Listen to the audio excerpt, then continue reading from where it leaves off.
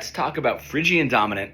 It is the dominant driver in a harmonic minor, the fifth mode of harmonic minor. And what's really nice is instead of being in the natural minor, if I have my 5 chord, if I'm here in D, harmonic minor, A would be my 5 chord. I get that tritone, right, of my 4 and 7, that 7 up to the tonic, right, and that 4 down to my flat 3, giving me the dominant movement and my resolve into my 1 minor. What's really cool is I have another tritone here, and that's going to be the flat 9 of my dominant chord, right there.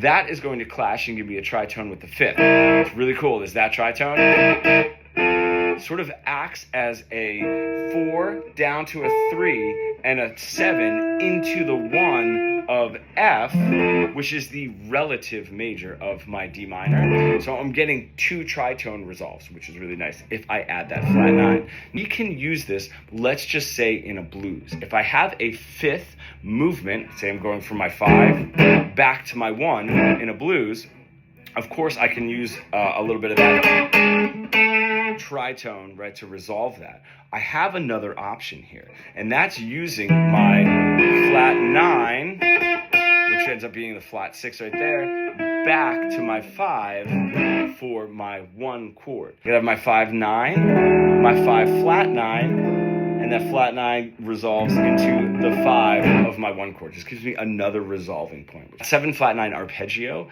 by using stacked minor thirds, right? I'm going to start on the flat 7 of that chord, okay, of my 5 chord, my E7 here. And I'm going to do flat 7, flat 9, and then the next minor third is going to be 3, 5, and then again, flat 7, flat 9, 3, 5, and that'll give me a nice resolve back to my 1. I'm either going to end on the 7 or the 2 of my A.